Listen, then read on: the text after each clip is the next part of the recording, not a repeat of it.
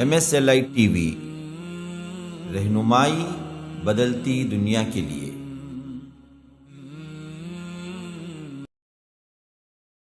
السلام علیکم ورحمۃ اللہ وبرکاتہ۔ ان الحمد للہ نحمده ونستعینه ونستغفره ونؤمن به ونتوکل علیہ ونعوذ باللہ من شرور انفسنا ومن سیئات اعمالنا، من يهده الله فلا مضل له ومن يضلل فلا هادي له، واشهد ان لا اله الا الله وحده لا شريك له، واشهد ان محمدا عبده ورسوله، اما بعد فان خير الحديث كتاب الله وخير الهدي هدي محمد صلى الله عليه وسلم، وشر الامور محدثاتها وكل محدثة بدعة وكل بدعة ضلالة وفي رواية وكل ضلالة في النار۔ فأعوذ بالله السميع العليم من الشيطان الرجيم من همزه ونفثه ونفخه۔ ولما رجع موسى إلى قومه غضبان أسفا قال بئس ما خلفتموني من بعدي أعجلتم أمر ربكم وألقى الألواح وأخذ برأس أخيه يجره إليه قال ابن أم إن القوم استضعفوني وكادوا يقتلونني فلا تشمت بي الأعداء ولا تجعلني مع القوم الظالمين اللهم أرنا الحق حقا وارزقنا اتباعه وأرنا الباطل باطلا وارزقنا اجتنابه اللهم علمنا ما ينفعنا وانفعنا بما علمتنا وارزقنا علما رب اشرح لي صدري ويسر لي امری واحلل عقدة من لسانی یفقهوا قولی۔ برادران اسلام، واجب الاحترام بزرگوں، دوستوں، عزیز ساتھیوں، لائق احترام ماؤں اور بہنوں، دورہ ترجمہ قرآن الحمدللہ ہفتہ واری طور پر MSLI لائیو ٹی وی کے ذریعے نشر ہو رہا ہے۔ گزشتہ کا جو درس اختتام پذیر ہوا وہ سورۃ الاعراف آیت نمبر 149، جہاں پر اللہ تبارک و تعالی نے حضرت موسیٰ علیہ السلام طور سے تورات لے کر آنے کے بعد قوم کی حالت دیکھی تو کیا ہوا اس بارے میں بتایا تھا۔ آخری آیت جو ہم نے پڑھی وَلَمَّا سُقِطَ فِي أَيْدِيهِمْ وَرَأَوْا أَنَّهُمْ قَدْ ضَلُّوا قَالُوا لَئِن لَّمْ يَرْحَمْنَا رَبُّنَا وَيَغْفِرْ لَنَا لَنَكُونَنَّ مِنَ الْخَاسِرِينَ، کہ جب حضرت موسیٰ علیہ السلام طور سے واپس آ کر جب قوم کی حالت کو دیکھا کہ وہ ایک بچھڑے کو معبود بنا بیٹھی، تو انہوں نے قوم کو سمجھایا، برا بھلا کہا، توحید کا درس دیا، تو پھر قوم پشیمان ہوئی، اور تب ان کو معلوم ہوا کہ وہ دانستہ یا انجانے میں ایک بہت بڑا عظیم گناہ کر بیٹھے ہیں، گمراہ ہو گئے ہیں۔ اس وقت انہوں نے کیا ہے، توبے کے لیے ہاتھ اٹھائے، دعائیں کرنی شروع کی، لَئِن لَّمْ يَرْحَمْنَا رَبُّنَا، اللہ تو رحم نہ کرے گا اور ہماری مغفرت نہ کرے گا، وَيَغْفِرْ لَنَا لَنَكُونَنَّ مِنَ الْخَاسِرِينَ،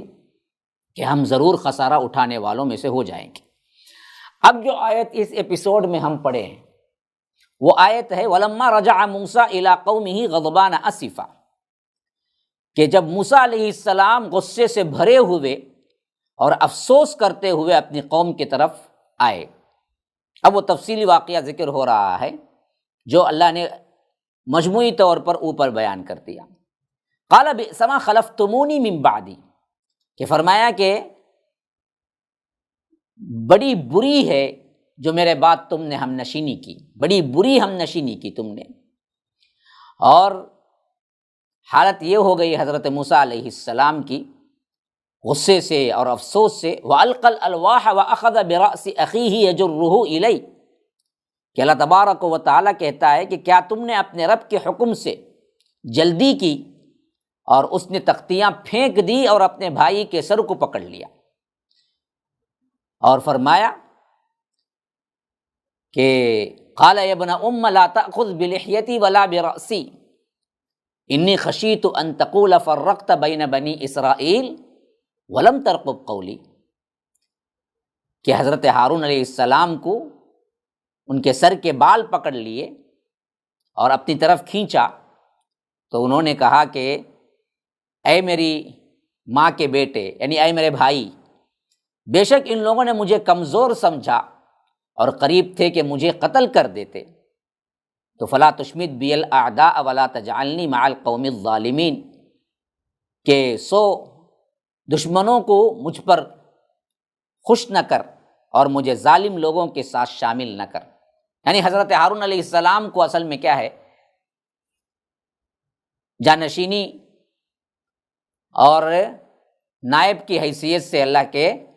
یہ رسول حضرت موسیٰ علیہ السلام بنا کر گئے تھے۔ اب جب آئے تو دیکھا کہ قوم شرک کر بیٹھی ہے، تو ایک طرح کا غصہ اپنے بھائی پر بھی آیا، قوم پر بھی آیا، اور اس غصے کی حالت میں انہوں نے کیا کیا، وَأَخَذَ بِرَأْسِ أَخِيهِ وَأَلْقَى الْأَلْوَاحَ، جو تورات کی تختیاں جو لائے تھے وہ ایک طرف رکھی، وہ پھینکی، اور اپنے بھائی کے سر کو، حضرت ہارون علیہ السلام کے سر کے بال کو پکڑ لیا، وَأَخَذَ بِرَأْسِ أَخِيهِ يَجُرُّهُ إِلَيْهِ، اور اپنی طرف کھینچنے لگے۔ تو انہوں نے کہا کہ ابن ام لا تأخذ بلحیتی ولا برأسی، اے میرے ماجائے بھائی، یعنی اے میرے بھائی، کہ تم کیا نہ کرو، قوم کے سامنے مجھے ذلیل نہ کرو، اصل میں نے کوشش کی تھی لیکن ان بدبختوں نے مجھے دبا لیا، مجھے کمزور سمجھا، تو ایسے وقت میں میں نے جو کوشش کرنا تھی کی، لیکن ایسا معلوم ہو رہا تھا کہ یہ میری بات نہ مان کر مجھے قتل کر دیں گے، تو میں نے بات کو وہاں پر چھوڑ دیا۔ تو اب ان کے سامنے ہی میرے بال کو پکڑ کر کھینچنا، اور سورہ طٰہٰ میں اس کی تفصیل آئی ہے، لا تأخذ بلحیتی ولا برأسی، میرے داڑھی کو اور میرے بالوں کو مت پکڑیے۔ تو معلوم ہوتا ہے حضرت ہارون علیہ السلام کی اس وقت داڑھی بھی اتنی لمبی تھی جس سے ہاتھ میں پکڑ لیا جا سکتا ہے، لمبی داڑھی ہونے کی دلیل قرآن سے ثابت ہے۔ تو فرمایا کہ اب دشمن یہ دیکھ کر اور خوش ہوں گے، تو مجھ پر خوش ہونے کے لیے ایسا مت کرو کہ دشمن مجھ پر خوش ہو اور مجھے ایسا نہ سمجھو کہ ان ظالموں کے ساتھ میں بھی شامل ہوں، نعوذ باللہ، ان ظالموں کے ساتھ میں شامل نہیں ہوں۔ تو اس کے بعد قال رب اغفر لی ولاخی وادخلنا فی رحمتک وانت ارحم الراحمین، اس نے کہا کہ اے میرے رب، مجھے اور میرے بھائی کو بخش دے۔ حضرت موسیٰ علیہ السلام نے ہاتھ اٹھا دیے فوری طور پر اور کہا کہ اللہ، اس میں میرے بھائی کا کوئی دوش نہیں ہے۔ جیسے غصہ آیا ویسے ہی رحم دلی بھی تھی حضرت موسیٰ علیہ السلام کے اندر، انہوں نے فوری کہا کہ اے اللہ، میری مغفرت اور میرے بھائی کی مغفرت کر دے، اور وادخلنا فی رحمتک، تیری رحمت کے اندر ہم سب کو داخل فرما لے، وانت ارحم الراحمین، اور تو سب رحم کرنے والوں سے زیادہ رحم کرنے والا ہے۔ اللہ تبارک و تعالیٰ اس کے بعد فرماتا ہے کہ ان الذین اتخذوا العجل سینالهم غضب من ربهم وذلۃ فی الحیاۃ الدنیا وکذلک نجزی المفترین، بے شک جن لوگوں نے بچھڑے کو پکڑا، یعنی بچھڑے کو معبود بنا لیا، اور انہیں ان کے رب کی طرف سے بڑا غضب پہنچے گا، سینالهم غضب من ربهم، ان بدبختوں نے اتنے بڑے معجزات دیکھنے کے باوجود بھی شرک جیسے اندھیرے میں شرک جیسا ظلم کیا ان بدبختوں نے، تو ان پر ضرور ان کے رب کا عذاب پہنچے گا۔ وَذِلَّةٌ فِي الْحَيَاةِ الدُّنْيَا، اور بڑی رسوائی ہوگی ان کی دنیا کے زندگی میں۔ یہ ہے شرک کا سب سے اہم ترین خطرناک ترین پہلو۔ ایک تو آخرت میں ہے ہی عذاب، کبھی جنت نہیں جائے گا مشرک، لیکن ذلیل تر ہو کر زندگی گزارے گا دنیا کے اندر جو آج ہم گزار رہے ہیں۔ ہاں، وَكَذَلِكَ نَجْزِي الْمُفْتَرِينَ، کہ ہم جھوٹ باندھنے والوں کو اسی طرح بدلہ دیا کرتے ہیں۔ تو معلوم ہوا کہ اصل شرک کی ذلت ہے، یہ نحوست ہے جو آج عالم اسلام ذلیل ہو رہا ہے، کروڑوں کی تعداد میں، ملینز بلینز کے ہوتے ہوئے بھی، لیکن امت مسلمہ کے اندر 70 to 80% علانیہ شرک ہے، 10% خفیہ شرک ہے، بچے صرف 10 یا 10 سے بھی کم، جس میں خالص موحد اللہ تبارک و تعالیٰ کو ایک مان کر چلنے والے ہیں۔ تو دنیا کی زندگی میں ذلت نہیں ہوگی۔ جو بنی اسرائیل کو ہوا ان کے لیے ایک اصول اور امت مسلمہ کے لیے دوسرا اصول ہوگا نا۔ یہ انٹرنیشنل قوانین ہیں، اللہ کے پاس یہ اصولی قوانین ہیں۔ جہاں شرک آئے گا امت میں وہاں ذلت ضرور آئے گی۔ پھر فرمایا کہ والذین عملوا السیئات ثم تابوا من بعدها وآمنوا ان ربک من بعدها لغفور رحیم۔ جن لوگوں نے برے اعمال کیے، عملوا السیئات ثم تابوا من بعدها وآمنوا، پھر اس کے بعد توبہ کر لی اور ایمان لائے، عمل صالح بھی کیا ساتھ میں، توبہ بھی سچی کر لی، ایسے لوگوں کے لیے ان ربک من بعدها لغفور الرحیم، کہ بے شک تیرا رب اس کے بعد ضرور بے حد بخشنے والا اور نہایت ہی رحم کرنے والا ہے۔ ہاں، شرک سے آج بھی توبہ کر لو، امت مسلمہ ذلت سے نکل جائے گی۔ اے میرے بھائیوں، جو درگاہوں کے چکر کاٹتے ہیں، جو قبروں کی پوجا پاٹ میں لگے ہوئے ہیں، جو جھنڈے بنڈے کے پیچھے بھاگ رہے ہیں، خواہ وہ کوئی بھی نسبت رکھنے والے ہوں، بریلوی ہوں، نقشبندی ہوں، دیوبندی ہوں، جو شرکیہ اعمال ہیں اللہ کے لیے چھوڑ دو، اللہ تعالیٰ ضرور بھی ضرور رحم کرنے والا ہے۔ اسی لیے مشرکین کا ذکر کرتے ہوئے فرمایا کہ دیکھو، یہ شرک کو چھوڑ دیں اور توبہ کر لیں، اور اس کے بعد اپنی اصلاح کر لیں، ایمان لے آئیں، تو پھر اس کے بعد اللہ تبارک و تعالیٰ بھی ضرور ان پر رحمت برسائے گا۔ من بعدها لغفور الرحیم، نہایت رحم کرنے والا جو ہے پورے امت مسلمہ کے ان نوجوانوں، ان لوگوں کو، وہ سب جو کہ بھٹکے ہوئے ہیں، جو سمجھتے نہیں ہیں کہ یہ شرک ہے، تو پہلے سمجھے اللہ کے علاوہ جس کی بھی عبادت کسی بھی نوعیت کی ہو، پکارنا ہو، دعا ہو، تذلل ہو، اسی طرح کیا ہے، نظر ہو، نیاز ہو، غائبانہ ڈر ہو، محبت ہو، جھکنا ہو، قیام کی طرح کھڑے ہونا ہو، رکوع ہو، سجدہ ہو، یہ کسی بھی کی آدمی، انسان، پتھر، جھنڈا، بنڈا، اولیاء، غوث اعظم، کسی کے لیے بھی اگر تم کر رہے ہو تو یہ شرک ہے، اس سے توبہ کر لو، تو اللہ تبارک و تعالی تمہاری توبہ کو قبول کر لے گا۔ پھر اس کے بعد یہ چند نصیحت کی باتیں بتانے کے بعد اللہ تبارک و تعالی اسی واقعے سے پھر جوڑ رہا ہے جہاں پر حضرت موسیٰ تورات کی تختیاں پھینکے اور اپنے بھائی کا سر کے بال پکڑ لیے، تو وہیں سے بات پھر شروع ہو رہی، وَلَمَّا سَكَتَ عَن مُوسَى الْغَضَبُ أَخَذَ الْأَلْوَاحَ، اور جب موسیٰ علیہ السلام کا غصہ ٹھنڈا ہو گیا تو انہوں نے تختیوں کو اٹھا لیا، جو کہ تورات کی مقدس ترین تختیاں جو لے کے آئے تھے۔ وَفِي نُسْخَتِهَا هُدًى وَرَحْمَةٌ لِّلَّذِينَ هُمْ لِرَبِّهِمْ يَرْهَبُونَ۔ اب دیکھیے وہی صفات جو قرآن کے ہیں، اس وقت کے اعتبار سے پورے عالم کے لیے ہدایت کی کتاب تورات تھی، تو اللہ تبارک و تعالیٰ فرماتا ہے، اور ان کی تحریر میں ان کے لیے، یعنی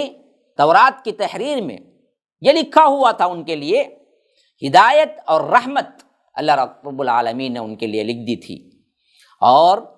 جو اپنے رب سے ڈرتے ہیں ان کے لیے یہ نوید تھی کہ دیکھو اس میں ہدایت بھی ہے، اس میں رحمت بھی ہے۔ تو جب موسیٰ علیہ السلام کا غصہ ٹھنڈا ہو گیا تو انہوں نے تختیوں کو اٹھا لیا، اور ان کی تحریر میں ان لوگوں کے لیے ہدایت اور رحمت تھی جو اپنے رب سے ڈرتے ہیں،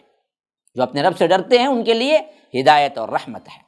پھر وَاخْتَارَ مُوسَىٰ قَوْمَهُ 70 رَجُلًا لِّمِيقَاتِنَا، اور موسیٰ علیہ السلام نے اپنی قوم میں سے 70 آدمی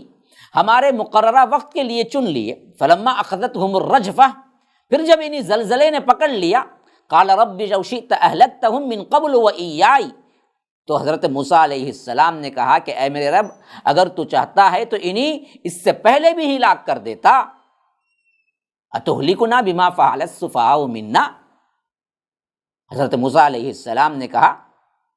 کہ اگر تو چاہتا تو انہیں اس سے پہلے ہلاک کر دیتا، اور مجھے بھی، کیا تو ہمیں اس کی وجہ سے ہلاک کرتا ہے جو ہم میں سے بعض بے وقوفوں نے کام کیا ہے؟ وہ ان ہی الا فتنتک، یہ نہیں ہے مگر تیری آزمائش، تضل بہا من تشاء وتہدی من تشاء، جس کے ساتھ تو گمراہ کا ارادہ کرتا ہے، جسے چاہتا ہے تو ہدایت دیتا ہے، ہدایت بخشتا ہے۔ انت ولینا فاغفر لنا وارحمنا وانت خیر الغافرین، تو ہی ہمارا مددگار ہے، سو ہمیں بخش دے اور ہم پر رحم کر، اور تو بخشنے والوں میں سب سے بہتر بخشنے والا ہے۔ یہ واقعہ اصل میں کیا ہے، حضرت موسیٰ علیہ السلام اللہ تبارک و تعالیٰ کی طرف سے مقرر شدہ وقت پر اپنے ساتھ لے جانے کے لیے اپنی قوم میں سے 70 آدمیوں کا انتخاب فرمایا۔ یہ کیوں ہوا؟ اس کا تذکرہ اللہ تبارک و تعالیٰ نے سورہ بقرہ میں کیا ہے کہ جب حضرت موسیٰ علیہ السلام نے تورات پیش کی تو قوم نے انکار کیا اور کہا کہ اکیلے جا کے لے آ گئے اور کہہ رہے ہیں کہ یہ اللہ کی کتاب ہے، ہم کیسے مان لیں گے جب تک ہم اللہ کو اپنی آنکھوں سے نہیں دیکھیں گے۔ ہاں، لن نؤمن لک حتی نری اللہ جہرہ۔ تو ایسے وقت میں اللہ تبارک و تعالی نے حضرت موسیٰ سے کہا کہ آپ اپنے قوم کے خاص سرداروں کو لے کر کوہ طور پر آئیے۔ تو حضرت موسیٰ نے انتخاب کیا، وہ قوم کے سب سے بہترین آدمی ہوں گے، جو 70 آدمیوں کو اللہ تبارک و تعالی کے حکم پر حضرت موسیٰ نے انتخاب کیا۔ پھر وہاں جا کر ان پر اللہ کا ایسا غضب ہوا کہ وہ زلزلے سے مر گئے۔ اس عذاب کا باعث کیا تھا؟ اس عذاب کا باعث یہ تھا کہ جب اللہ تبارک و تعالی نے ان سے باقاعدہ کلام کیا، لیکن ان بدبختوں نے کہا کہ نہیں، کلام نہیں بلکہ ہم ڈائریکٹ دیکھنا بھی ضروری ہے۔ اس گستاخی پر اللہ تبارک و تعالی نے ان پر بجلی گرا دی اور وہ سب کے سب مر گئے رجفہ۔ پھر اس کے بعد ایسا ہو گیا کہ حضرت موسیٰ علیہ السلام نے کہا کہ اللہ، اگر تو چاہتا تو ان 70 آدمیوں کو بنی اسرائیل سے نکلنے سے پہلے وہیں ہلاک کر دیتا، تاکہ بنی اسرائیل ان کی ہلاکت اپنی آنکھوں سے دیکھ لیتے اور مجھ پر الزام نہ رکھ سکتے تھے۔ اب تو میں نے اکیلے ان کو لے کے آیا تھا، اب میں 70 آدمیوں کو لے کر تو پہاڑ پر چڑھا، لیکن جب اتروں گا اکیلا تو یہ بدبخت قوم پہلے ہی کیا ہے، انبیاء کا مذاق اڑانے والی، انبیاء کو تکلیف دینے والی، آذوا موسیٰ فبرأہ اللہ مما قالوا، حضرت موسیٰ پر الزام لگانے والی بدبخت ترین قوم ہے یہ قوم۔ تو میں اکیلا جب جاؤں گا، 70 آدمی میرے ساتھ نہیں رہیں گے تو یہ تو مجھے الزام دیں گے۔ تو جب یہ ساتھ نکل رہے تھے، بنی اسرائیل کی پوری قوم تھی، تبھی تو مار دیتا تھا، اس پر بھی تو قادر تھا۔ اور یہ یہاں پر ہوا ہے تو اللہ تبارک و تعالی، یہ تو کیا ہے، میں اکیلا جاؤں گا تو یہ لوگ مجھے پر الزام رکھ دیں گے۔ تو جب اس وقت دعا کی کہ اللہ تو رحم کر دے، ان بے وقوفوں کی غلطیوں کی وجہ سے سزا نہ دے۔ خاص طور پر یہ جملہ بڑا دردناک ہے جو حضرت موسیٰ کہہ رہے ہیں کہ اتہلکنا بما فعل السفہاء منا، یہ بعض بے وقوف لوگوں کا جو فعل تھا، بچھڑے کی عبادت میرے خلاف کر بیٹھے جب میں کوہ طور پر تھا، اور حضرت موسیٰ علیہ السلام جب تورات پیش کیے نہ مانے، جب لے کر اللہ تبارک و تعالیٰ سے خاص طور پر بات ہوئی، ڈائریکٹ قوم کے سرداروں نے سنا تب بھی نہ مانے اور دیکھنے کا مطالبہ کر دیا۔ یہ سب شرارت چند بے وقوفوں کی ہے۔ تو ایسے میں اے اللہ میری پوری قوم کو ہلاک کر دے اور مجھ پر ہی الزام آ جائے تو یہ تو کیا ہے، بہت بڑی آزمائش ہو جائے گی ہمارے لیے۔ ان ہی الا فتنتک، اور تیرا اپنا اختیار تو تضل بہا من تشاء و تہدی من تشاء، تو جس کو چاہتا ہے گمراہ کر دیتا ہے، جس کو چاہتا ہے ہدایت دیتا ہے، لیکن تو ہی میرا کارساز ہے، تو ہی میرا ولی ہے، تو ہی میرا مددگار ہے، اس پریشانی سے ہمیں نکال دے اور ہماری مغفرت فرما دے اور ہم پر رحم فرما دے، تو سب سے بہتر رحم کرنے والا ہے۔ تو اللہ تبارک و تعالیٰ نے انہیں دوبارہ اٹھا دیا، جیسا کہ سورہ بقرہ میں ہے کہ ثم بعثناکم من بعد موتکم، پھر اس کے بعد موت دینے کے بعد ہم نے ان کو دوبارہ اٹھا دیا۔ اس وقت جب اللہ نے کرم کیا، رحمت کر دیا اور وہ دوبارہ اٹھ گئے، اب اس سزا پانے کے بعد ان بدبختوں نے ماننے کا بھی ارادہ کر لیا، قوم اچھی ہو گئی، اللہ بھی خوش ہو گیا۔ تو ایسے وقت میں حضرت موسیٰ نے سوچا کہ کیا ہے کہ تمام خیر خواہی اور تمام وہ اللہ تبارک و تعالیٰ کی طرف سے جو رحمت آ رہی ہے اس کو ہم مانگ لیں۔ تو اس واسطے انہوں نے کہا وَاكْتُبْ لَنَا فِي هَذِهِ الدُّنْيَا حَسَنَةً وَفِي الْآخِرَةِ إِنَّا هُدْنَا إِلَيْكَ، اے اللہ ہمارے لیے اس دنیا میں بھلائی لکھ دے اور آخرت میں بھی۔ قَالَ عَذَابِي اصیب بہ من اشاء ورحمتی وسعت کل شیء فساکتبها للذین یتقون ویؤتون الزکاۃ والذین هم بآیاتنا یؤمنون، کہ فرمایا کہ اے اللہ ہمارے لیے اس دنیا میں بھلائی لکھ دے اور آخرت میں بھی، بے شک ہم نے تیری ہی طرف رجوع کیا، انا ہدنا الیک۔ فرمایا قال عذابی اصیب بہ من اشاء، میرا عذاب میں اسے چاہتا ہوں جہاں وہاں پہنچاتا ہوں، اور میری رحمت ہر چیز کو گھیرے ہوئے ہے۔ اللہ تبارک و تعالیٰ نے فرمایا کہ عذاب جس پر چاہتا ہوں میں برساتا ہوں، اور میری رحمت ہر شے پر چھائی ہوئی ہے۔ لیکن جو بات تم پوچھ رہے ہو وہ بات ہم نے خاص طور پر ان لوگوں کے لیے ہم لکھے ہیں، سو میں اپنے ان لوگوں کے لیے ضرور لکھ دوں گا جو ڈرتے ہیں اور زکوٰۃ دیتے ہیں، اور ان کے لیے بھی جو ہماری آیات پر ایمان لاتے ہیں۔ حضرت موسیٰ علیہ السلام ایسے موقع پر اپنی قوم کے لیے، اپنی امت کے لیے دعا شروع کر دی کہ اے اللہ ان کو دنیا میں بھی اور آخرت میں بھی اچھی طور پر زندگی عطا کرنا، اور اے اللہ ہم آتے ہیں تیری ہی طرف، ہم توبہ کرتے ہیں تیری ہی طرف، رجوع کرتے ہیں تیری ہی طرف۔ تو رب نے فرمایا کہ دیکھو میرا عذاب جس پر چاہتا ہے کوڑے برساتا ہے، اور ورحمتی وسعت کل شیء، اور رہی بات میری رحمت تو ہر چیز پر چھائی ہوئی ہے، یعنی نافرمانی پر بھی میری رحمت چھائی ہوئی، ورنہ تو کیا ہے گنہگار کو اسی وقت پکڑ لیتا، جی نہیں سکتے تھے وہ۔ جیسا کہ رب العالمین فرماتا ہے کہ اگر اللہ تبارک و تعالی ان کے گناہوں پہ فوراً پکڑ لے، وَلَوْ يُؤَاخِذُ اللَّهُ النَّاسَ بِمَا كَسَبُوا مَا تَرَكَ عَلَى ظَهْرِهَا مِن دَابَّةٍ، پھر تو زمین میں چلنے والا کوئی متنفس نہیں ہوتا۔ تو رحمت تو سب کے لیے ہے، لیکن فَسَأَكْتُبُهَا لِلَّذِينَ يَتَّقُونَ وَيُؤْتُونَ الزَّكَاةَ، دنیا و آخرت کی کلی بھلائی ہم نے ان کے لیے لکھ رکھی ہے جو اللہ سے ڈرتے ہیں اور زکوٰۃ دیتے ہیں اور میری آیتوں پر ایمان لاتے ہیں۔ وہ کون ہیں جی؟ الذین یتبعون الرسول النبی الامی، وہ امت محمدیہ ہے۔ یا رب ذرا عظمت دیکھیے امت محمدیہ کی، یہ وہ لوگ ہوتے ہیں جو ڈرتے ہیں، آخرت پر ایمان لاتے ہیں، زکوٰۃ دیتے ہیں۔ وہ کون ہیں جو آخرت پر ایمان لاتے ہیں، جو زکوٰۃ دیتے ہیں، جو ایمان لاتے ہیں؟ وہ ہیں جو اس رسول کی پیروی کرتے ہیں جو نبی امی ہے، ابھی آنے میں 2000 سال باقی ہیں تقریباً۔ اسی وقت حضرت موسیٰ اپنی قوم کے لیے دنیا و آخرت کی کلی بھلائی مانگ رہے ہیں۔ اللہ تبارک و تعالیٰ کہتا ہے کہ دیکھو جو عذاب جس پر چاہیں گے ہم کریں گے، اتاریں گے، اور رحمت تو دنیا میں سب کو لیے ہے، آخرت میں خصوصی رحمت۔ اور ہم نے جو تم مانگا ہے اپنی امت کے لیے، وہ امت وہ تمہاری امت نہیں ہے، وہ میری نبی امی پر پیروی کرنے والی جو امت آنے والی ہے، ہم اس کے لیے لکھ رکھے ہیں۔ اسی واسطے ہمیں وہی دعا سکھائی گئی قرآن میں، ربنا آتنا فی الدنیا حسنہ وفی الآخرۃ حسنہ، سیم وہی بات جو حضرت موسیٰ علیہ السلام اس وقت مانگ رہے ہیں کہ وَاکْتُبْ لَنَا فِی هَذِهِ الدُّنْیَا حَسَنَةً وَفِی الْآخِرَةِ، اللہ ہمارے لیے دنیا و آخرت کی حسنہ لکھ دے، کامیابی لکھ دے، دنیا و آخرت کی بھلائی لکھ دے، میری قوم کے لیے لکھ دے۔ اللہ کہتا ہے کہ نہ،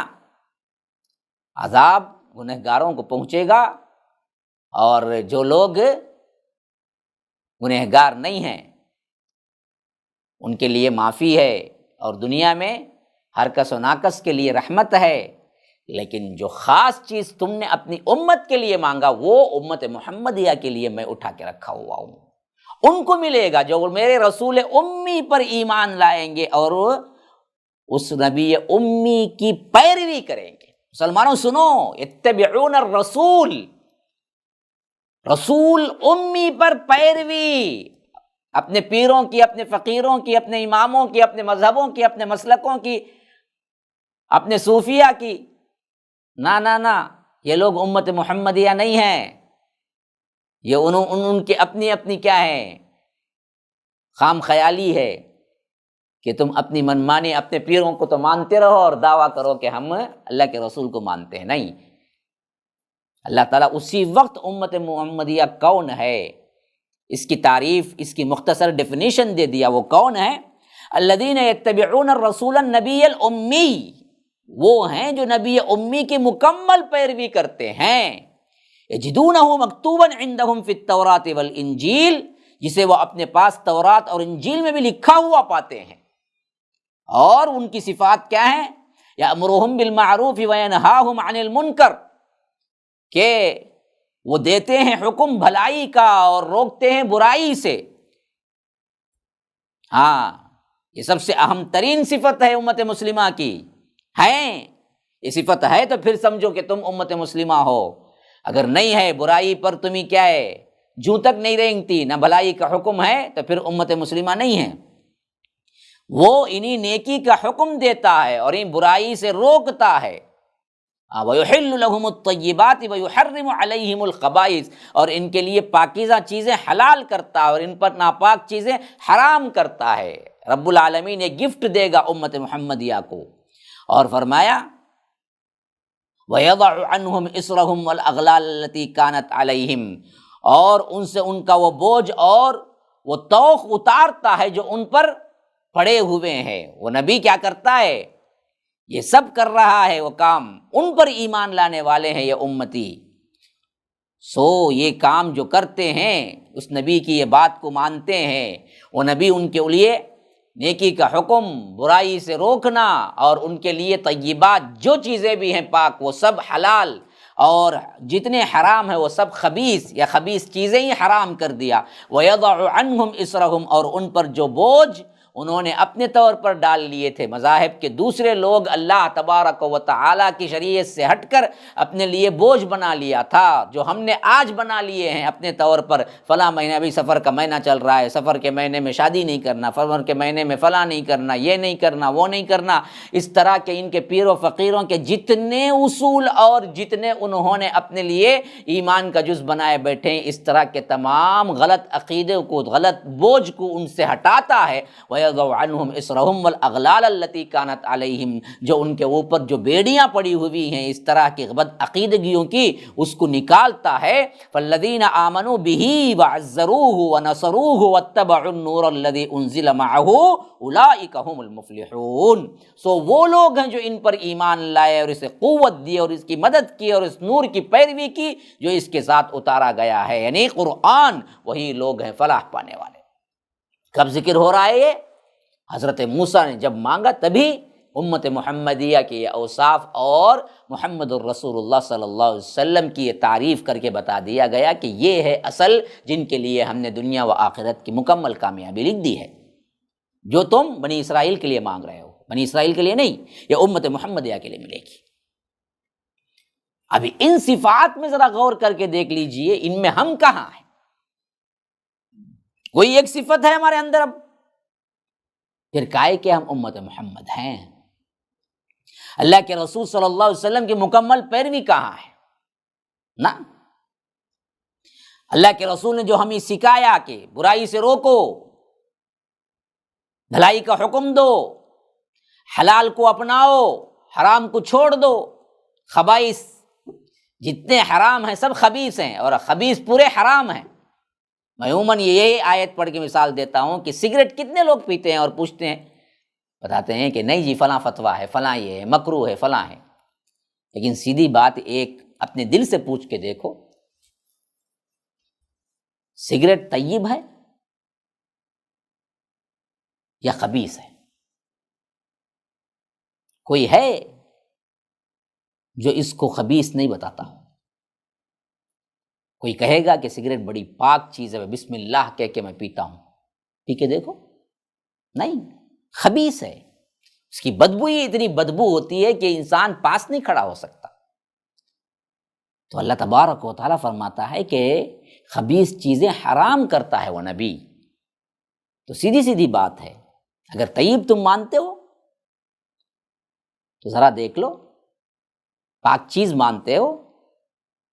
تو ذرا کیا ہے، بسم اللہ پڑھ کے پیو، دیکھتے ہیں ہم بھی۔ تو خبیث ہے، تو جو خبیث ہے وہ حرام ہے۔ اور فرمایا کہ وہ توخ، وہ بوجھ، وہ بیڑیاں جو انہوں نے اپنے طور پر ڈال لیے، جو بدعات، جو رسومات، محرم آئے تو ایک بدعتوں کا انبار، سفر آئے تو ایک بدعتوں کا انبار جو ہم نے لگا لیا ہے، جو ہم نے بنا لیا ہے، عرس، میلے، فاتحہ، چلا، چھٹی، تیجا، 40واں، پتہ نہیں کیا کیا رسومات ہم نے بنا لیے ہیں۔ ان سب کو ہٹانے کے لیے یہ نبی آیا تھا، لیکن بدقسمتی سے وہی سب چیزیں ہم نے کیا ہے پھر ایک مرتبہ ایجاد کر لیے۔ تو یہ وہ لوگ ہیں، آخری میں فرمایا کہ آمنوا بہ وعزروہ ونصروہ،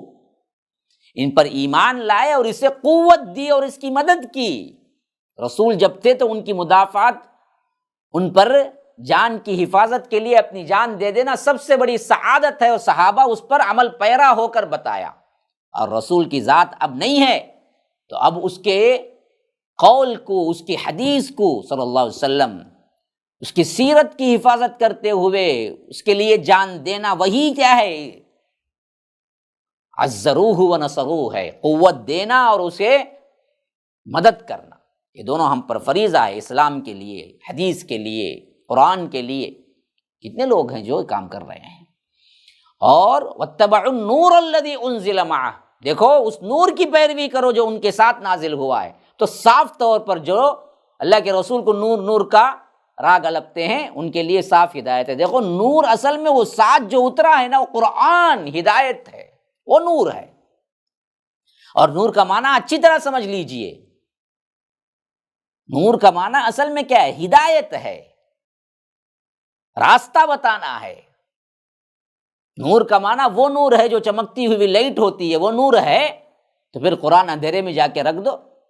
ٹارچ کی طرح وہ کیا روشنی دینے لگے گا؟ نا۔ تو اس معنی میں نور اللہ کے رسول بھی ہیں، ہدایت کی راہ بتانے والے۔ جسمانی اعتبار سے لائٹ ہے، یہ تو کوئی کیا ہے، اللہ کے رسول صلی اللہ علیہ وسلم کی سیرت کو نہ پڑھا ہے نہ سمجھا ہے، وہی دعویٰ کرے گا۔ کیونکہ جیسے انسان پیدا ہوتے ہیں ویسے اللہ کے رسول پیدا ہوئے، ویسے ہی پلے بڑے، ویسے ہی تربیت پائے، تو نور کیسے ہو گئے؟ تو قرآن نور ہے، واتبعوا النور الذی انزل معہ، تو اس کی پیروی کرو۔ تو یہی لوگ اصل میں کیا ہیں، فلاح پانے والے ہیں، وہی لوگ اصل میں کامیاب ہیں۔ اگلے فرمایا اب ہمارے لیے ڈائریکٹ، یہ تو وہاں پر فرما دیا جواب میں کہ یہ وہ لوگ ہوں گے موسیٰ، ان کے لیے ہم نے دنیا و آخرت کی کامیابی لکھ رکھی ہے۔ اب خطاب براہ راست ہمارے لیے، قل یا ایھا الناس، اے اللہ کے رسول صلی اللہ علیہ وسلم آپ کہہ دیجئے لوگو، انی رسول اللہ الیکم جمیعا، میں تمہاری طرف رسول بن کے آیا ہوں، اس میں کوئی شک نہیں ہے، تم سب کے لیے۔ اور کس ذات کی طرف سے رسول بن کے آیا ہوں؟ الذی لہ ملک السماوات والارض، جو آسمانوں اور زمین کی بادشاہی صرف اسی کی ہے، اس ذات کی طرف سے جس کی بادشاہی پوری کائنات میں چل رہی ہے، اس کی طرف سے میں رسول بن کے تم سب کی طرف آیا ہوں، تو میں اللہ کا رسول ہوں۔ کون؟ اللہ، جو آسمانوں اور زمین کا تنہا خالق، مالک، بادشاہ ہے، اس کی طرف سے۔ تو سنو پیغام کیا ہے، لا الہ الا هو یحیی و یمیت، اس کے سوا کوئی معبود نہیں ہے، وہی ہے جو زندہ کرتا ہے، وہی ہے جو مارتا ہے۔ تمہارے غوث نہیں مارتے، نہ ان کو وہ پاور ہے، اگر وہ مارنے والے ہوتے تو خود مرتے کیوں؟ یاد رکھو، وہ دراصل نہ مارتے ہیں نہ وہ پاور ان کو ہے، پاور تو اصل میں صرف اللہ کو ہے۔ تو اب ڈائریکٹ حکم ہمارے لیے آ گئے، وہاں پر صیغہ تھا، اللہ تبارک و تعالیٰ فرما رہا تھا یہ ایسی قوم کے لیے ہم نے رکھا ہے، یہاں ڈائریکٹ ہمارے لیے حکم، فآمنوا باللہ ورسولہ النبی الامی الذی یؤمن باللہ وکلماتہ واتبعوہ لعلکم تہتدون، بس تم اللہ پر اور اس کے رسول نبی امی پر ایمان لاؤ، اور جو اللہ اور اس کے باتوں پر ایمان رکھتا ہے اور اس کی پیروی کرتا ہے وہی ہے اصل میں ہدایت یافتہ۔ تو تم اللہ اور اس کے رسول کی ایمان، اس کے رسول پر ایمان لاؤ، اور اللہ اور اس کے رسول کے باتوں پر یقین رکھو اور اس کی پیروی کرو، تاکہ تم ہدایت پا جاؤ۔ ہدایت اسی میں ہے۔ وَمِن قَوْمِ مُوسَىٰ أُمَّةٌ يَهْدُونَ بِالْحَقِّ وَبِهِ يَعْدِلُونَ،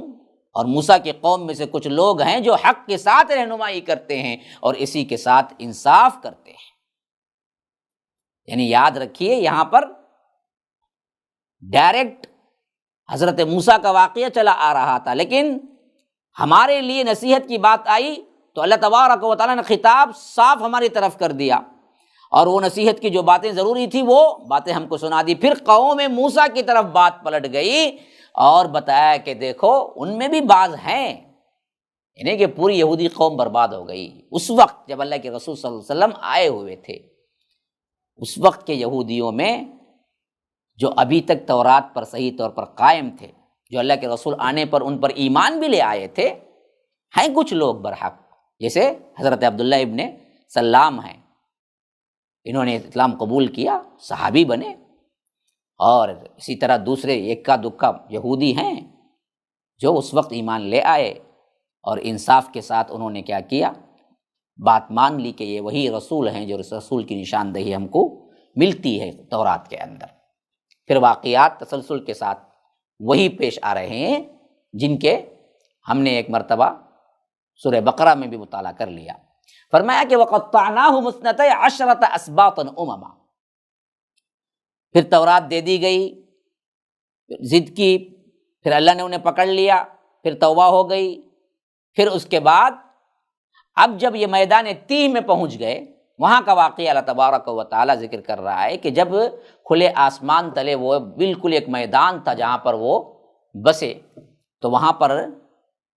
جو مرحلہ ان کے ساتھ پیش آیا یہ رب یہاں ذکر کر رہا ہے، اور ہم نے انہیں 12 قبیلوں میں تقسیم کر دیا۔ وَقَطَّعْنَاهُمُ اثْنَتَيْ عَشْرَةَ أَسْبَاطًا أُمَمًا،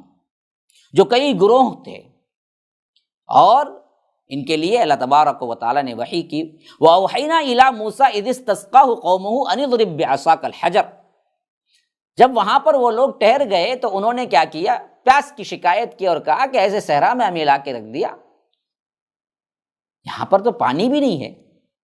تو اللہ تبارک و تعالیٰ نے حضرت موسیٰ علیہ السلام کے لیے وحی بھیجی کہ تمہاری قوم پانی مانگ رہی ہے، تو کہا کہ ان اضرب بعصاک الحجر، فلاں پتھر پر اپنا عصا مارو، فانبجست منہ اثنتا عشرۃ عینا، تو اس سے 12 چشمے کیا ہے پھوٹ نکلے۔ تو اللہ تبارک و تعالیٰ کہتا ہے کہ قد علم کل اناس مشربہم، بلا شبہ سب لوگوں نے اپنی پانی پینے کی جگہ کو معلوم کر لیا۔ خالی 12 چشمے نہیں پھوٹے، بلکہ ہر چشمے کا کون کون قبیلہ ذمہ دار ہے، کس کس کے لیے کون سا چشمہ ہے، تاکہ لڑائی نہ ہو آپس میں پانی کے لیے، وہ بھی اللہ نے مقرر کر دیا۔ وَظَلَّلْنَا عَلَيْهِمُ الْغَمَامَ وَأَنزَلْنَا عَلَيْهِمُ الْمَنَّ وَالسَّلْوَىٰ، اور ہم نے ان کے لیے ابر کا سایہ کیا جب انہوں نے شکایت کی، دھوپ کی تپش کی، اس کا تذکرہ ہم سورہ بقرہ میں پڑھ چکے ہیں۔ تو اللہ تبارک و تعالیٰ کہتا ہے کہ ہم نے ان پر کیا کیا، سایہ کیا ابر سے۔ ظَلَّلْنَا عَلَيْهِمُ الْغَمَامَ وَأَنزَلْنَا عَلَيْهِمُ الْمَنَّ وَالسَّلْوَىٰ، اور ہم نے ان پر من و سلوہ کو نازل کیا۔ من ایک میٹھی چیز تھی، اور سلوہ چھوٹی چھوٹی چڑیوں کی شکل میں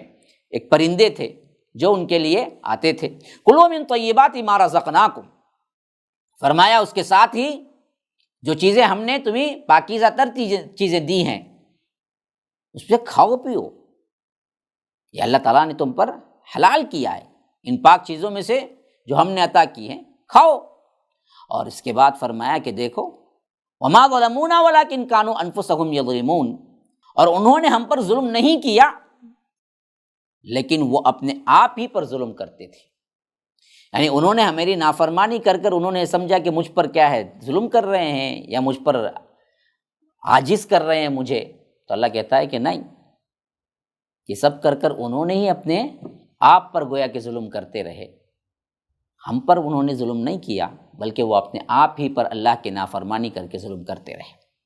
وَإِذْ قِيلَ لَهُمُ اسْكُنُوا هَٰذِهِ الْقَرْيَةَ وَكُلُوا مِنْهَا حَيْثُ شِئْتُمْ وَقُولُوا حِطَّةٌ وَادْخُلُوا الْبَابَ سُجَّدًا نَغْفِرْ لَكُمْ خَطِيئَاتِكُمْ سَنَزِيدُ الْمُحْسِنِينَ، اور یاد کرو وہ وقت بھی جب ان سے کہا گیا کہ اس بستی میں رہو اور اس میں سے جہاں چاہو کھاؤ اور کہو اے اللہ تو بخش دے، وَقُولُوا حِطَّةٌ کا مطلب ہے بخش دے، اور دروازے میں سجدہ کرتے ہوئے داخل ہو جاؤ تو ہم تمہارے لیے تمہاری خطائیں معاف کر دیں گے۔ اور ان قریب ہم نیکی کرنے والوں کو اور زیادہ دیں گے، وسنزید المحسنین۔ یہ وہ واقعہ ہے جب انہوں نے یہ مانگ کی کہ ہم یہ من سلوا کھاتے کھاتے ہم بیزار ہو گئے ہیں، ہم ایک ہی کھانے پر کہاں صبر کریں، لن نصبر علی طعام واحد، یہ بھی ہم سورہ بقرہ میں پڑھ چکے ہیں۔ تو اس وقت اللہ تبارک و تعالیٰ نے ایک شہر کی طرف اشارہ کر کے کہا کہ جاؤ یہاں پر کیا کرو، تم سجدہ کرتے ہوئے اللہ کی اطاعت کرتے ہوئے داخل ہو جاؤ، پھر اس کے بعد وہاں پر تمہارے اپنے جتنے چیزیں تم نے چاہے ہیں کھیتی باڑی کر کے کھاؤ پیو۔ تو وہ واقعہ یہاں ذکر ہو رہا ہے کہ ان سے کہا گیا کہ اس بستی میں رہو اور صرف تمہیں کیا کرنا ہے، بستی میں جانے کے لیے اللہ کی اطاعت کرنا ہے، قولوا حطہ بولنا ہے۔ حطہ کا مطلب ہے اللہ بخش دے، لیکن ان بدبختوں نے اسے ہی بدل دیا، اور سجدہ کرتے ہوئے جھکتے ہوئے اس سے دروازے سے داخل ہونا ہے، اپنے گناہوں کی معافی مانگتے ہوئے، تو اللہ تمہارے گناہوں کو معاف کر دے گا اور مزید بھی دے گا۔ تو لیکن ان کی شرارت اس پر بھی بس نہیں کی، یہاں پر بھی انہوں نے بڑی عجیب قسم کی شرارت کی جو اللہ یہاں ذکر کر رہا ہے۔ فبدل الذین ظلموا منہم، انہوں نے بدل دیا ان ظالموں نے، جنہوں نے ظلم کیا تھا، انہوں نے اس قول کو بدل دیا جو قول ان کو کہا گیا، غیر الذی قیل لہم، انہوں نے بات کو اس کے خلاف بدل دیا جو ان سے کہی گئی تھی۔ بعض روایتیں ہیں کہ حنطہ کہنے لگے، جو حنطہ کا مطلب ہے جو کا دانہ یا گیہوں کا دانہ، مذاق میں حنطہ بولو تو حنطہ بولے، مذاق کر رہے ہیں شریعت کے ساتھ۔ تو اللہ کہتا ہے فَأَرْسَلْنَا عَلَيْهِمْ رِجْزًا مِّنَ السَّمَاءِ بِمَا كَانُوا يَظْلِمُونَ، تو ہم نے ان پر آسمان سے ایک عذاب بھیجا اس وجہ سے کہ وہ ظلم کرتے تھے۔ اللہ تعالیٰ نے ان کی اس کھلواڑ کو، ان کی اس مذاق کو عذاب سے پکڑ لیا اور انہیں سخت تر عذاب تھی۔ اور اس کے بعد اس کا ایک اہم ترین واقعہ جو ان لوگوں کے اندر امر بالمعروف نہی عن المنکر کے معاملے پہ ہوا تھا، آگے چل کر وہ واقعے کا ذکر ہو رہا ہے۔ یہ واقعہ بہت بعد کا ہے، حضرت موسیٰ علیہ السلام کے وفات کے بہت بعد کا ہے، لیکن یہ مشہور تھا اس وقت مکے والوں کے اندر، بنی اسرائیل کے اندر، تو اس کی طرف اشارہ کرتے ہوئے فرمایا، اور اس میں بڑے اسباق ہیں ہم امت محمدیہ کے لیے بھی۔ فرمایا کہ وَاسْأَلْهُمْ عَنِ الْقَرْيَةِ الَّتِي كَانَتْ حَاضِرَةَ الْبَحْرِ، اور ان سے اس بستی کے بارے میں بھی پوچھو جو سمندر کے کنارے پر آباد تھی۔ اِذْ يَعْدُونَ فِي السَّبْتِ إِذْ تَأْتِيهِمْ حِيتَانُهُمْ يَوْمَ سَبْتِهِمْ شُرَّعًا وَيَوْمَ لَا يَسْبِتُونَ لَا تَأْتِيهِمْ كَذَلِكَ نَبْلُوهُمْ بِمَا كَانُوا يَفْسُقُونَ، جب وہ ہفتے کے دن میں حد سے تجاوز کرتے تھے، جب ان کی مچھلیاں یہ ہفتے کے دن سر اٹھائے ہوئے ان کے پاس آتی، اور جس دن ان کا ہفتہ نہ ہوتا تو ان کے پاس نہ آتی تھی، اس طرح ہم ان کی آزمائش کرتے تھے اس کی وجہ سے جو وہ نافرمانی کرتے تھے۔ ہم نے یہ آزمائش کی تاکہ دیکھیں کہ یہ نافرمانی کرتے ہیں یا فرم برداری کرتے ہیں۔ اصل میں ہوا یہ کہ یہ واقعہ بڑا دلچسپ ہے، جو آیات گزرے ہیں اس آیات سے اندازہ لگا لیجئے کہ ان کے اندر نافرمانی رچ بس گئی تھی، نبی سے کھلواڑ، نبی کے احکامات سے کھلواڑ ان کے اندر معمولی طور پر سمجھ لیا گیا تھا۔ تو اسی واسطے ان کی کھلی نافرمانی کا اس واقعے کا ذکر یہاں کرتے ہوئے کہتا ہے کہ اللہ کے رسول اس بستی کے بارے میں پوچھئے، اور یہ ذکر جو ہے خاص طور پر ان کی طرف ہے جو یہودیوں کو خوب معلوم تھا وہ واقعہ، لیکن یہ چھپاتے تھے، نہیں بتاتے تھے۔ تو ضرور وہ پوچھئے، تب وہ مجبور ہو کہ ان کو بولنا پڑے گا کہ کیا ہوا۔ تو اللہ تعالیٰ نے بتایا کہ یہ بستی سمندر کے کنارے آباد تھی۔ اکثر مفسرین کہتے ہیں کہ یہ بستی جو تھی نا، یہ ایلات جو بحر قلزم کے کنارے ساحل پر جو مدین اور طور کے درمیان ہے وہاں آباد تھی، اور شہر قلزم کے اندر، بحر قلزم کے اندر خلیج عقبہ میں اس جگہ واقع تھا جہاں اب اردن کی بندرگاہ پائی جاتی ہے، جس کے قریب خلیج عقبہ ہی میں یہودیوں نے جو ابھی نئی بندرگاہ بنائی ہے وہ بھی واقع ہے وہاں پر۔ اور فرمایا کہ یادون فی السبت، اس سے معلوم ہوتا ہے کہ ہفتے کے دن ان کے لیے شکار جائز نہیں تھا، جو کہ اللہ تبارک و تعالی نے عبادت کے لیے ٹھہرا دیا تھا۔ تو انہوں نے کیا کیا؟ اس میں حد سے تجاوز کیا. اور استأتیہم حیتانہم، حوت کی جمع حیتان ہے، اور حوت کہتے ہیں بڑی مچھلی کو، جیسا کہ فرمایا کہ فالتقمہ الحوت وہو ملیم، حضرت یونس علیہ السلام کے سلسلے میں کہ مچھلی نے انہیں نگل لیا. وہ مچھلی چھوٹی مچھلی تھی جو حضرت یونس علیہ السلام کو نگل لیا، وہ چھوٹی کیسے ہو سکتی ہے، وہ بہت بڑی مچھلی تھی. تو وہاں پر بھی لفظ حوت آیا ہے. تو حوت کی جمع ہے حیتان، تو بڑی بڑی مچھلیاں جب ان کے پاس آتی تھی. اور اس میں خاص طور پر ایک لفظ بتایا کہ شرع، اس کا مطلب ہے شارعن کی جمع ہے شرع، جس کا معنی ہے کہ پانی جب سر نکالے ہوئے آ جاتا ہے، زور و شور سے بہتا ہے، موج آتی ہے، اسے کہتے ہیں. تو اصل میں حکم یہ تھا کہ ہفتے کے روز صرف عبادت میں لگے رہو، شکار نہ کرو، اور اس دن کی تعظیم کرو اور اس میں عبادت میں لگے رہو. تو اسی دن ساحل کے قریب یہ جو بستی آباد تھی، ان کے لیے بڑا امتحان کا مسئلہ ہو گیا تھا کہ مچھلیاں بڑی بڑی اور پورے زور و شور کے ساتھ پانی کے جو موج ہوتے ہیں اس موج میں آ کے ان کے سامنے گر پڑتی تھی. تو اس واسطے انہوں نے اب سمجھا کہ یہ تو حیلہ سازی ہی کرنا پڑے گا. اب کہاں ماننے والی قوم تھی، دن ہوتے ہفتے کے علاوہ، اس دن اتنے زور و شور کے ساتھ نہیں آتی تھی، لیکن ہفتے کے دن بڑے زور و شور کے ساتھ آتی تھی پوری مچھلیاں. تو ہوا یہ کہ وَإِذْ قَالَتْ أُمَّةٌ مِّنْهُمْ لِمَ تَعِظُونَ قَوْمًا اللَّهُ مُهْلِكُهُمْ أَوْ مُعَذِّبُهُمْ عَذَابًا شَدِيدًا قَالُوا مَعْذِرَةً إِلَىٰ رَبِّكُمْ وَلَعَلَّهُمْ يَتَّقُونَ. تو جب ان کے اندر یہ معاملہ حیلے سازی میں آیا اور انہوں نے کیا کیا، اس کو سبت کے قانون کو توڑ دیا، عبادت کے لیے جو خاص تھا اس میں شکار بھی کرنے لگے، تو ان میں ایک گروہ کیا ہو گیا، مکمل طور پر کھلا اللہ کی نافرمانی کرنے لگا، اور ایک گروہ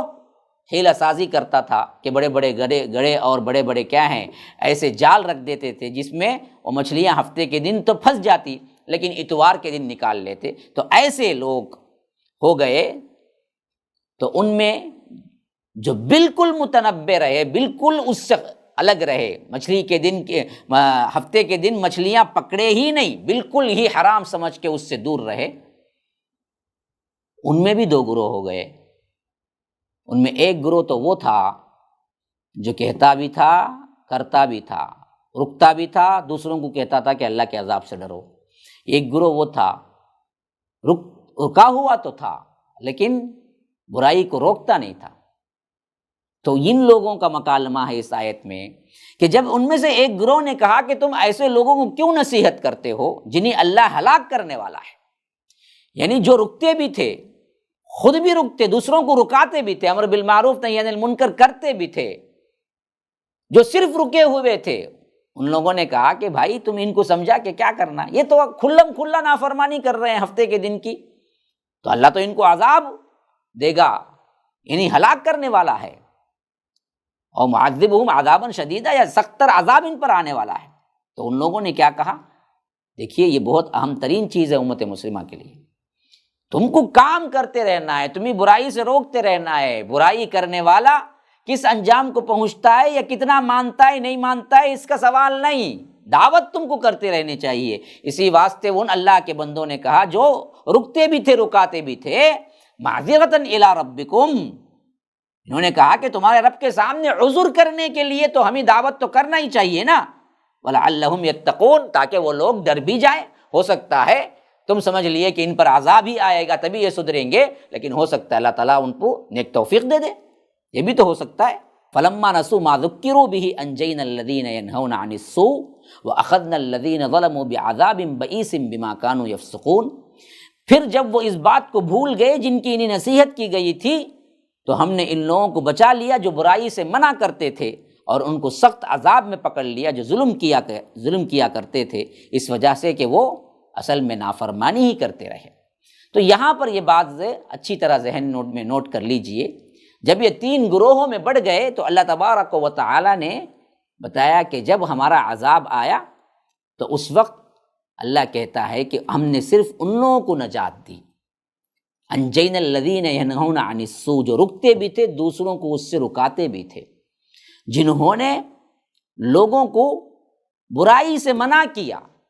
تو خالی رکے اور کہا کہ دیکھو ان پر تو عذاب آنے والا ہے، ان کو دعوت دے کر کیا کرنا، اللہ ان کو نیست و نابود کر دیا، ان کے ساتھ ہی۔ تو نجات کا ذکر صرف کس کا آ رہا ہے؟ ان لوگوں کے لیے آ رہا ہے جو اس وقت خود رکے بھی اور رکاتے بھی رہے۔ ہاں، بعذاب بئیس بما کانوا یفسقون، کہ ہم نے یہ عذاب جو دیا، بڑا سخت عذاب دیا جنہوں نے اس پر ظلم کیا، سب کے قانون کو توڑا، اس وجہ سے کہ وہ نافرمانی کیا کرتے تھے، وہ تھے ہی نافرمان۔ اب اس کے بعد اللہ تبارک و تعالیٰ فرماتا ہے فَلَمَّا أَتَوْا عَمَّا نُهُوا عَنْهُ قُلْنَا لَهُمْ كُونُوا قِرَدَةً خَاسِئِينَ، پھر جب وہ اس بات میں حد سے بڑھ گئے، کھلا ہوا سب کے قانون کو توڑ دیا اور کھلم کھلا شکار کرنے لگے، تو فرمایا کہ حد سے بڑھ گئے، جس سے انہیں منع کیا گیا تھا اس بات میں، تو ہم نے ان سے کہہ دیا کہ کونوا قردۃ خاسئین، ذلیل بنتے ہوئے، ذلیل ہوتے ہوئے بندر بن جاؤ، اور صحیح میں وہ بندر بن گئے۔ تو اب اس واقعے سے پتہ چلتا ہے کہ پہلے ایک قوم تھی جو آباد تھی کہاں پر؟ ساحل پر، اور اس قوم کے قانون کو، یعنی بنی اسرائیل کے قانون میں یہ تھا کہ تم ہفتے کے دن شکار نہ کرنا، کوئی بھی دنیاوی کام نہ کرنا، عبادت کرنا۔ پھر اس کے بعد یہ بھی معلوم ہو گیا کہ وہ قوم کے لیے آزمائش کے طور پر اللہ نے ہفتے کے دن بڑی بڑی مچھلیوں کو ان کے سامنے لا کر کھڑا کر دیتا، سامنے آ کے کیا ہے، موجوں کے ساتھ آ کے پڑی رہتی تھی۔ پھر اس کے بعد یہ بھی معلوم ہو گیا کہ اس قوم کے اندر 3 قسم کے لوگ ہو گئے تھے، خود کھلم کھلا ہفتے کے قانون کو توڑ دیا، دوسرے وہ تھے جو اس قانون کی پوری پابندی کی لیکن دوسروں کو نہیں رکوایا، تیسرے وہ لوگ تھے جنہوں نے اس قانون کی پوری پابندی بھی کی اور اس کے ساتھ ساتھ دوسروں کو بھی رکواتے رہے، امر بالمعروف نہی عن المنکر کرتے رہے، سمجھاتے رہے۔ تو اللہ تبارک و تعالیٰ کہتا ہے کہ جب اس کام میں ان لوگوں نے حد سے آگے بڑھ گئے تو ہم ان سب کو بندر بنا دیا۔ اب ذرا غور کر کے سنیے، اس بندر بننے سے، ذلیل بننے سے، اس عذاب سے چھٹکارا کون پایا؟ جو خود بچ گیا تھا وہ گروہ، یا بچ کر دوسروں کو بھی بچا رہا تھا، دعوت کا کام کر رہا تھا وہ گروہ؟ یہ دونوں گروہ۔ اب ذرا غور سے سنیے آگے اللہ کے وَإِذْ تَأَذَّنَ رَبُّكَ لَيَبْعَثَنَّ عَلَيْهِمْ إِلَى يَوْمِ الْقِيَامَةِ مَنْ يَسُومُهُمْ سُوءَ الْعَذَابِ إِنَّ رَبَّكَ لَسَرِيعُ الْعِقَابِ وَإِنَّهُ لَغَفُورٌ رَحِيمٌ۔ اور جب تیرے رب نے صاف اعلان کر دیا کہ وہ قیامت کے دن تک ان پر ایسا شخص ضرور بھیجتا رہے گا جو انہیں برا عذاب دے گا، بے شک تیرا رب یقیناً بہت جلد سزا دینے والا ہے، اور بے شک وہ یقیناً بے حد بخشنے والا اور رحم کرنے والا بھی ہے۔ یعنی بات اس واقعے کا تسلسل باقی رکھتے ہوئے فرمایا کہ جو آزمائشیں ان پر گزری اور بعض نیک اعمال، بعض بد کا جو ذکر اللہ تبارک و تعالیٰ نے ان پر کیا، لیکن ان کی زیادہ تر نافرمانیاں رہی، جس کے باعث اللہ نے قیامت تک ان پر ایسے لوگ مسلط کر دیے جو انہیں بدترین عذاب دنیا میں بھی چکاتے رہے، جیسا کہ سورہ آل عمران 112 میں فرمایا کہ وَضُرِبَتْ عَلَيْهِمُ الذِّلَّةُ وَالْمَسْكَنَةُ وَبَاءُوا بِغَضَبٍ مِّنَ اللَّهِ، کہ ہم نے ان پر کیا ہے، ذلت اور مسکنت طاری کر دی اور انہیں قیامت تک کے لیے سر اٹھانے کی کیفیت سے محروم کر دیا۔ ہاں، کہاں بھی رہو تم دراصل اکیلے کبھی نہیں اٹھ کے کھڑے ہو سکتے ہو، جہاں کہیں بھی رہو تمہیں دراصل اینما ثقفوا الا بحبل من اللہ وحبل من الناس وباؤوا بغضب من اللہ وضربت علیہم المسکنہ، تو تمہیں لوگوں کے سہارے ہی جینا پڑے گا اور تم پر ہمیشہ سخت ترین لوگوں کو مسلط کر دو۔ اور یہ پوری تاریخ بنی اسرائیل میں ہم دیکھتے ہیں کہ ہر زمانے میں جہاں بھی رہے وہ دوسروں کے محکوم اور غلام بن کر ہی رہے، اور آئے دن ان پر ایسے حکمران مسلط ہوتے رہے جنہیں انہوں نے ظلم و ستم کا بڑا زبردست نشانہ بنایا۔ اور قریب کے زمانے میں تو آپ تصور بھی نہیں کر سکتے، ہٹلر نے ان سے جو سلوک کیا وہ پوری دنیا سے پوشیدہ تو نہیں ہے۔ 6 لاکھ افراد کو ایسے بنا دیا گویا کہ وہ بالکل گھاس ہیں، درختوں کے کھاد بنا کر پیش کر دیا، اور کبھی بھی ان کو کیا ہے امن سکون نہیں ملا، اور کبھی بھی ان کے اندر کوئی حکومت قائم نہیں ہوئی۔ لیکن اس کے بعد سے جب اسرائیل بنا تب سے لے کر یہ بڑھتی ہوئی تعداد اور قوت ہو رہی ہے۔ تو یہ آخری وہ جو کہتے ہیں نا جی چونٹی کو پر نکلتے ہیں تو موت کی نشانی ہے، یعنی آخری بڑھ کر پل کر اب پر والی چونٹی ہو کے جب پھرنے لگتی ہے تو گویا کہ اب اس کی موت کی نشانی ہے۔ اس کے بعد وہ زیادہ دیر پھرتی نہیں ہے، مر جاتی ہے۔ ہاں یہی حالت اب ان لوگوں کی ہے کہ یہ آخری کنڈیشن پہ آئے ہوئے ہیں، اور اس کے بعد اب دراصل ان کا نیست و نابود ہونا بھی بہت قریب ہے، اسرائیل کا بھی۔ ہاں وہ آئے گا، ان کا مسیحا جس پر وہ اتراتے رہے ہیں، لیکن اللہ تبارک و تعالیٰ سچے مسیح کو بھیجے گا، اور وہ آئیں گے۔ پھر اس کے بعد ان سے وہ جنگ ہوگی جو ایک ایک پتھر، ایک ایک شجر، ایک ایک حجر پکار اٹھے گا کہ دیکھو یہ اللہ کا دشمن میرے پیچھے چھپا ہوا ہے، مارو ان کو۔